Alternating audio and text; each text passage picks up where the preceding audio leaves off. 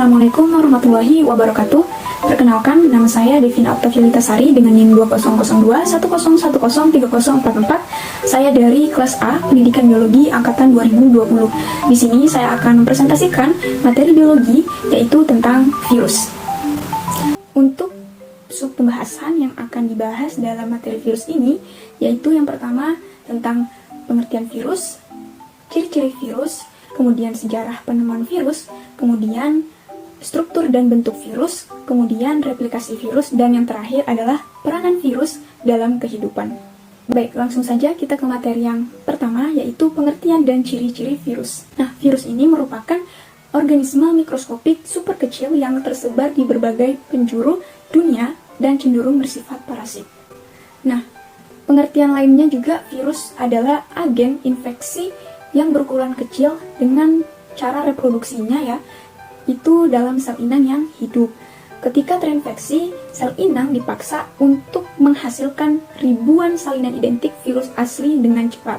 Jadi itu tadi merupakan pengertian dari virus. Kita lanjut ke ciri-ciri virus. Untuk ciri-ciri virus, yaitu yang pertama adalah aseluler.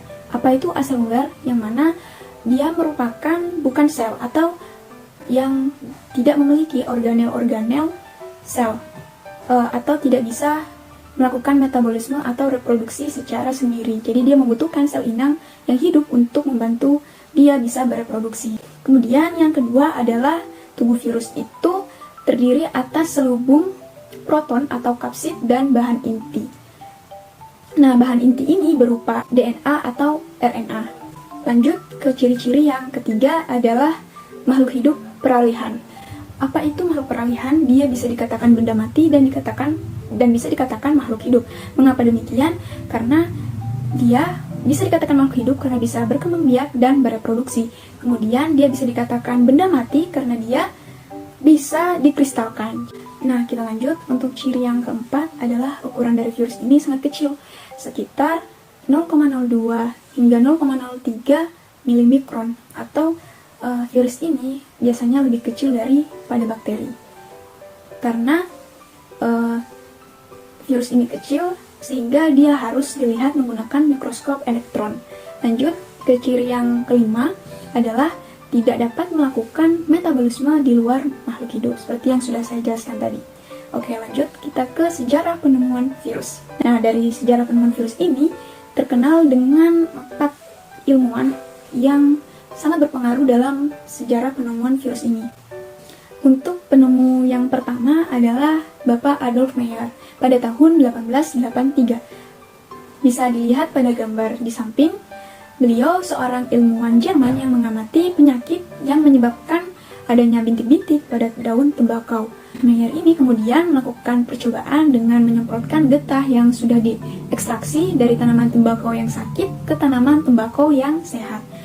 Ternyata tembakau yang sehat itu menjadi sakit, dan Meyer kemudian mencoba mengamati daun tembakau yang sakit itu menggunakan mikroskop biasa. Nah, akan tetapi ia tidak dapat menemukan bakteri yang diduga menjadi penyebab penyakit tersebut.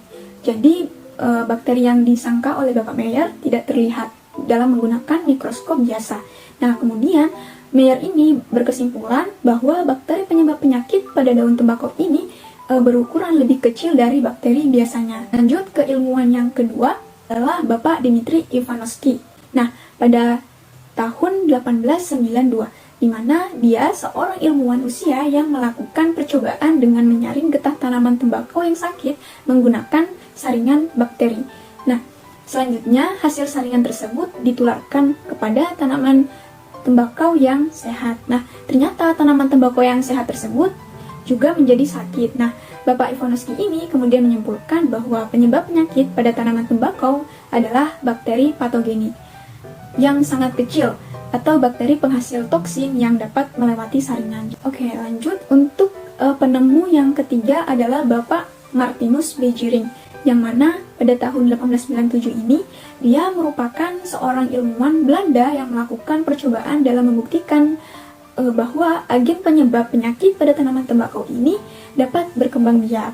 Nah, Bapak Beijering ini menyemprotkan getah tanaman yang sudah disaring ke tanaman yang sehat. Nah, setelah tanaman sehat itu menjadi sakit, getah tanaman tersebut digunakan untuk menginfeksi tanaman berikutnya, dan seterusnya hingga beberapa kali pemindahan. Ternyata melalui beberapa kali pemindahan, sifat patogennya itu tidak berkurang, malah semakin bertambah. Agen tersebut juga berbeda dengan bakteri karena tidak dapat dikembangbiakkan di dalam cawan Petri yang berisi nutrisi. Selain itu juga tidak dapat dinonaktifkan menggunakan alkohol, sehingga Beijing ini atau ilmuwan ini menyimpulkan bahwa agen tersebut adalah partikel yang lebih kecil atau lebih sederhana daripada bakteri, sehingga Beijing ini menyebutnya sebagai virus yang lolos saring atau disebut filterable virus. Untuk penemu virus yang keempat atau yang terakhir adalah Bapak Wendell Meredith Stanley, atau biasa kita kenal dengan Bapak Stanley. Nah, di mana pada tahun 1935, Bapak Wendell Meredith Stanley ini merupakan seorang ilmuwan Amerika yang berhasil mengkristalkan partikel penyebab penyakit pada tanaman tembakau, di mana penyakit ini yang dikenal hingga sekarang dengan nama tobacco mosaic virus atau yang biasa kita kenal dengan virus TMV. Nah, itu tadi merupakan penjelasan mengenai sejarah penemuan virus. Untuk materi selanjutnya adalah struktur dan bentuk virus. Di sini ada gambar terkait struktur dari virus, yang mana ada 3 bagian besar atau 3 bagian utama dari virus, yaitu mempunyai kepala, mempunyai leher, dan yang terakhir mempunyai ekor. Di mana pada virus yang lengkap disebut dengan virion. Secara umum, struktur virus yang biasa diwakili adalah virus bakteriofag yang berbentuk seperti huruf T yang sudah kita pernah pelajari dalam SMA. Baik, untuk itu saya akan jelaskan 3 bagian besar yang sudah saya sebutkan tadi. Kepalanya ini merupakan bagian kepala virus yang berisi asam nukleat. Nah, sedangkan bagian luarnya itu diselubungi oleh kapsid kepala virus bakteriofag. Nah, sedangkan bagian luarnya itu diselubungi oleh kapsid.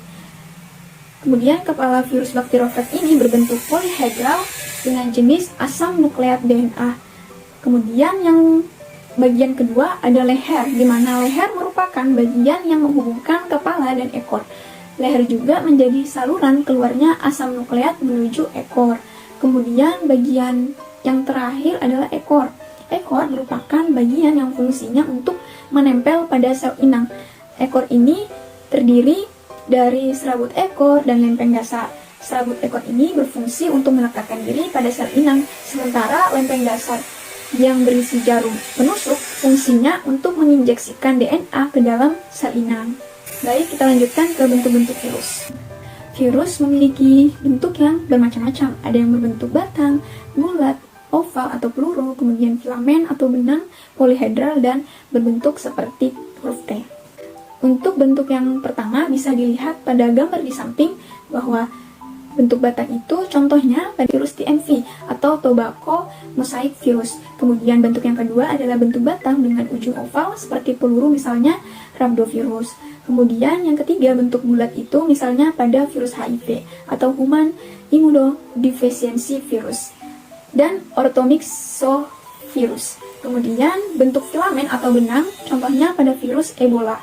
Lanjut, untuk bentuk polihedral misalnya pada virus adenovirus.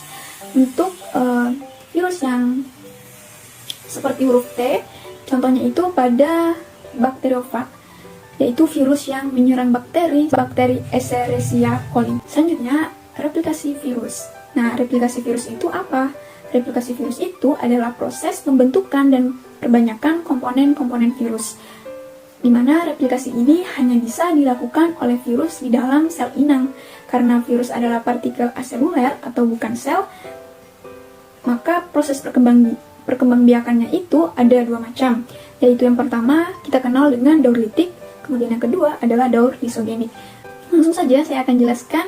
Untuk daur yang pertama adalah daur litik.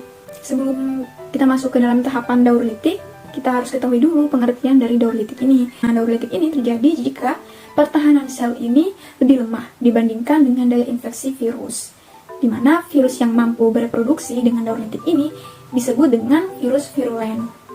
Untuk tahapan-tahapan dalam daur litik ini, yang pertama adalah adsorpsi, yang kedua adalah penetrasi, yang ketiga adalah sintetis dan replikasi, kemudian yang keempat adalah pematangan dan perakitan, dan yang terakhir adalah lisis. Pada tahapan daur litik yang adsorpsi, di mana virion atau virus ini menempel pada reseptor spesifik sel inang dengan menggunakan bagian serabut ekornya. Bisa dilihat pada gambar di samping, yang mana molekul reseptor ini berbeda-beda untuk setiap jenis virus. Ada yang berupa protein dan ada yang berupa oligosakarida. Ada tidaknya reseptor ini juga menentukan patogenesisnya virus tersebut, yaitu yang mana mekanisme infeksi dan perkembangbiakan penyakit oleh virus, contohnya virus polio, atau hanya dapat melekat pada sel saraf pusat dan saluran usus primata, dan lain sebagainya. Kemudian yang kedua, atau tahap yang kedua adalah penetrasi, di mana ujung serabut ekor ini membuat lubang untuk menembus dinding dari membran sel inang, yang selanjutnya virus ini akan menginjeksikan atau menginfeksi materi genetik sehingga kapsid virus ini menjadi kosong atau mati. Untuk tahap yang ketiga adalah sintetis dan replikasi, di mana DNA virus ini menghidrolisis dan mengendalikan materi genetik sel inang untuk membuat asam nukleat atau salinan genomnya, dan protein komponen virus selanjutnya berlangsung pada tahap replikasi, yaitu pembentukan bagian-bagian tubuh virus yang baru. Jadi mereka akan membentuk bagian-bagian tubuh virus yang baru dalam bakterinya. Kemudian tahap yang keempat adalah pematangan atau perakitan, di mana asam nukleat dan protein hasil sintetis dan replikasi ini dirakit menjadi partikel-partikel virus yang lengkap, sehingga terbentuk virion-virion yang baru atau virus-virus yang lengkap tadi. Kemudian yang terakhir atau tahap yang terakhir adalah lisis atau hancurnya dinding sel dari bakteri akibat virus yang hendak keluar, di mana virus ini akan menghasilkan enzim lisozim, yang mana enzim itu yang akan merusak dinding sel inangnya. Nah, dinding sel yang rusak ini akan mengakibatkan terjadinya osmosis, sehingga sel inang ini akan membesar dan akhirnya pecah, sehingga virus bisa keluar dari sel inang dan menyerang sel inang lainnya, sehingga akan muncul lagi virus-virus baru dan akan terulang kembali siklus daur litik ini. Oke, untuk selanjutnya adalah daur lisogenik, di mana daur ini akan terjadi jika pertahanan sel inangnya lebih baik dibandingkan dengan daya infeksi virus. Nah, pada daur lisogenik ini, dia tidak akan segera pecah, bahkan dapat bereproduksi secara normal. Untuk tahapan dari daur lisogenik ini, yang pertama adalah adsorpsi, yang kedua adalah penetrasi, yang ketiga adalah penggabungan, yang keempat ada pembelahan, dan yang terakhir sintesis. Nah, adsorpsi ini tidak beda jauh dengan proses dari daur litik tadi, dimana untuk yang di daur lisogenik itu sederhananya sama, virion ini menempel pada reseptor spesifik sel inang dengan menggunakan bagian serabut ekornya. Kemudian tahap yang kedua, penetrasi atau infeksi, di mana virus ini menginjeksikan materi genetiknya ke dalam sel inang sehingga kapsid virus ini menjadi kosong atau mati. Dan yang tahap ketiga atau yang beda dari daur litik tadi adalah penggabungan, di mana DNA virus bakteriofag ini bergabung dengan DNA bakteri atau sel inang yang membentuk profag. Nah, dalam bentuk profag, sebagian besar gen berada dalam fase tidak aktif atau off. Akan tetapi ada sedikitnya satu gen yang selalu aktif. Nah, gen aktif ini fungsinya untuk mengkode protein reseptor. Nah, protein reseptor sendiri ini berfungsi untuk menjaga agar gen-gen profag ini tidak aktif. Tahap yang keempat adalah pembelahan, di mana jika sel inang ini membelah, setiap anakannya akan mewarisi profag. Bisa dilihat pada gambar ya.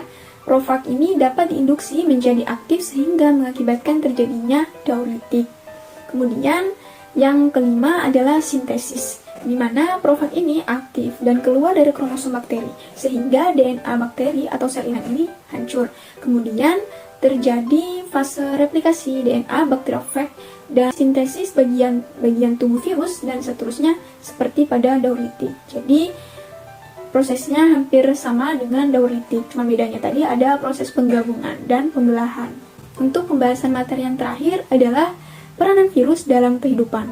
Nah, untuk peranan virus yang menguntungkan, yang pertama itu virus dapat dimanfaatkan dalam teknologi rekayasa genetika atau manipulasi informasi genetik, contohnya terapi gen, yang dimana merupakan upaya perbaikan informasi genetik dengan memperbaiki susunan basa nitrogen pada urutan DNA yang ada di dalam gen. Kemudian bisa menjadi vaksin atau antibodi.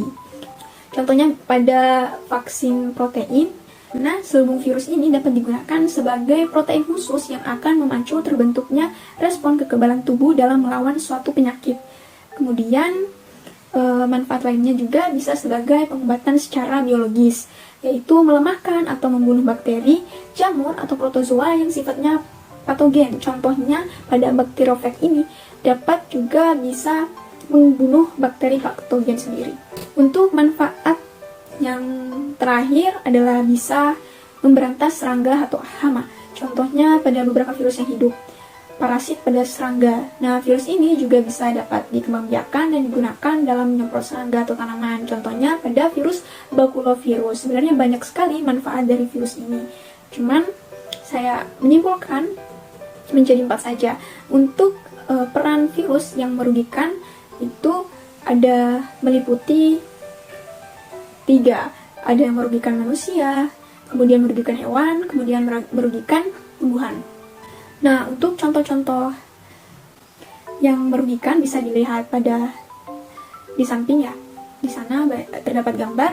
Untuk yang manusia sendiri, contohnya itu virus yang menyerang adalah influenza, AIDS, atau yang sekarang lagi mewabah di seluruh dunia adalah COVID-19, kemudian polio, kemudian Ebola, terus virus SARS dan hepatitis, dan masih banyak lagi yang menyerang manusia. Untuk virus yang menyerang hewan sendiri, itu contohnya adalah virus rabies yang menyerang pada hewan anjing. Kemudian ada virus NCD yang mana menyebabkan unggas, itu batuk-batuk dan kemudian akan mati. Kemudian virus flu burung, tumor atau kutil yang juga menyerang unggas. Kemudian virus mulut dan kuku yang juga biasa menyerang sapi atau kambing. Kemudian untuk virus yang menyerang pada tumbuhan, contohnya yang pernah saya singgung tadi adalah virus yang menyerang daun tembakau adalah tobacco mosaic, kemudian virus tumor, virus tomato yellow leaf cell virus atau virus yang menyerang tomat, kemudian virus yang menyerang jeruk atau virus CVPD atau citrus vine foam degeneration. Mungkin ini saja pembahasan dari materi virus. Semoga bermanfaat. Kurang lebihnya mohon maaf. Wassalamualaikum warahmatullahi wabarakatuh.